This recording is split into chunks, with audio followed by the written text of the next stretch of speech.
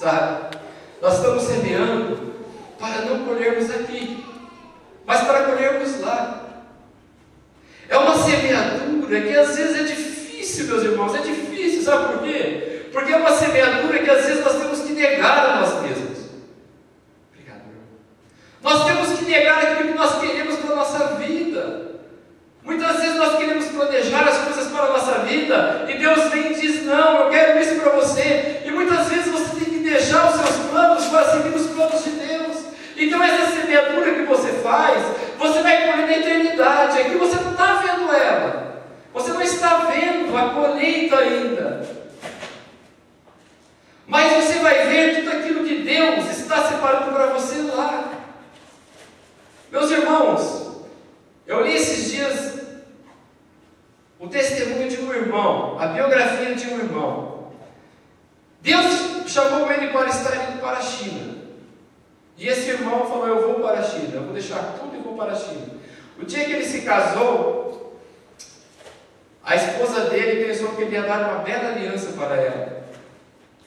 Porque na época, aqui as mulheres recebiam bonitas alianças de casamento. E ele chegou para a esposa dele uns dias antes e falou: meu bem, você se importaria se eu não desse uma bela aliança para você? Você se importaria? Ela ficou assim chateada na hora.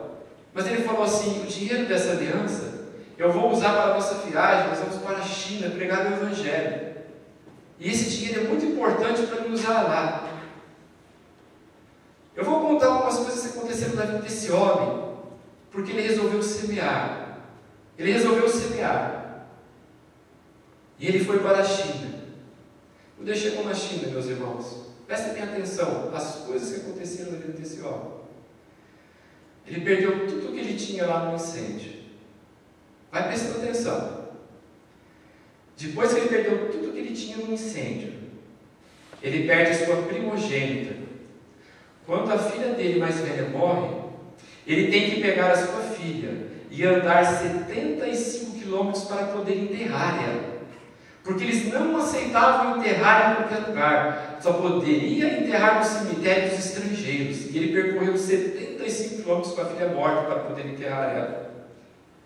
Depois disso, ele perde seu segundo filho e tem que andar mais 75 quilômetros para enterrar ele. Depois disso, uma enchente destrói tudo que ele tem. Depois disso, ele perde sua outra filha de meningite. Irmão, vamos prestando atenção. Em 1900, houve uma revolta na China muito grande. E eles quiseram matar todos os missionários. Centenas foram mortos. E esse homem teve que andar 1.500 quilômetros para chegar num lugar seguro. E para chegar nesse lugar, ele teve que usar uma armadura na cabeça, porque eles iam dando de paulada, iam batendo nele. Ele levou uma espada, alguém deu uma espada no braço dele e cortou até o osso. E ele chegou sangrando com a sua família até aquele lugar seguro. Daí você poderia dizer assim: então ele nunca mais voltou para esse lugar. Não, meus irmãos, ele voltou. Depois que passou o perigo, ele voltou para o mesmo lugar que ele estava pregando o Evangelho. E daí ele perde mais um filho de disenteria. E depois ele perde uma outra filha de disenteria também. E no final da vida dele, ele morre cego. Daí você pode me perguntar assim: nossa, mas quanta desgraça na vida de um homem de Deus! Quanta desgraça aconteceu na vida dele! Perdeu 4 filhos, 2 vezes perdeu tudo que tinha na casa dele. Mas irmãos, eu quero dizer para vocês uma coisa: ele não perdeu a visão que ele tinha de Deus. Ele não perdeu a visão do chamado de Deus na vida dele. Nada impediu ele de continuar a semear, nada impediu ele.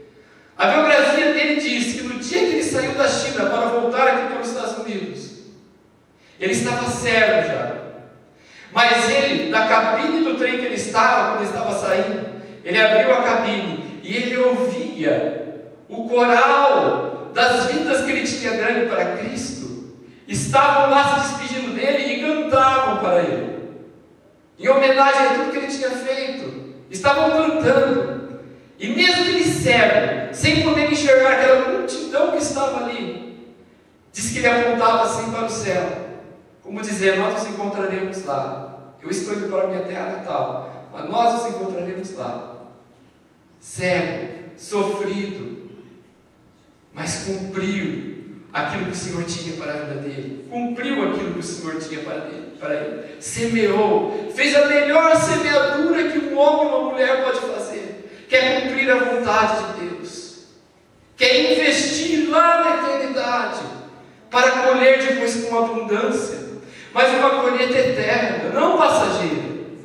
Porque a colheita desse mundo é passageira e a colheita de lá não é passageira.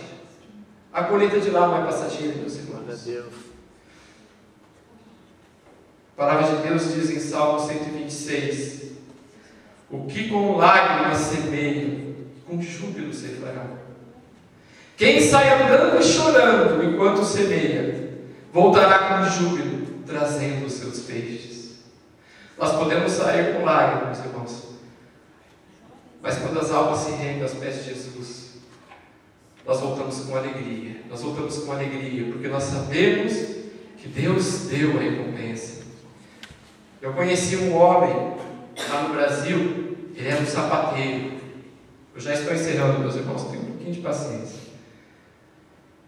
Esse homem se chamava Joaquim, ele era um sapateiro, negrinho igual um tizil, bem pretinho, mas tinha uma felicidade incomparável. Era difícil de ver um homem feliz como aquele homem.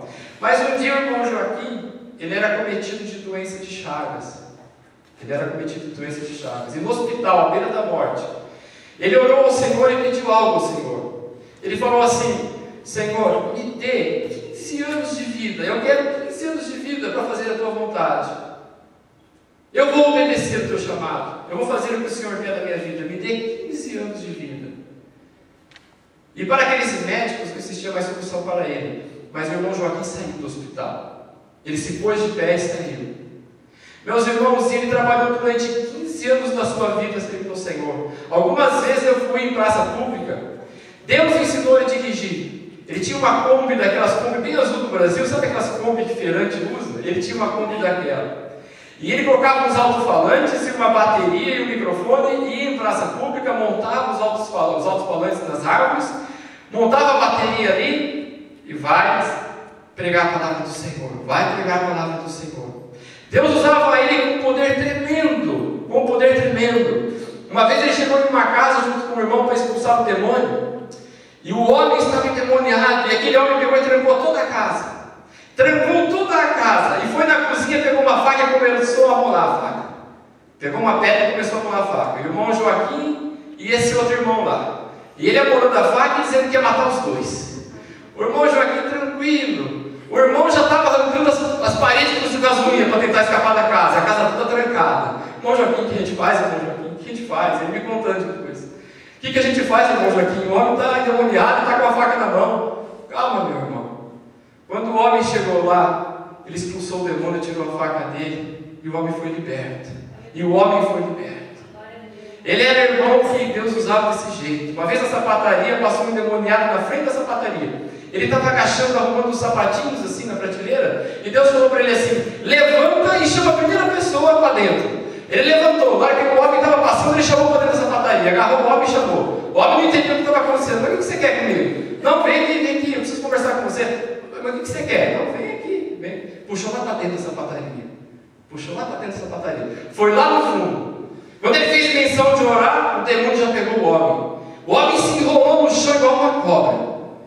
E ficou enrolado no chão.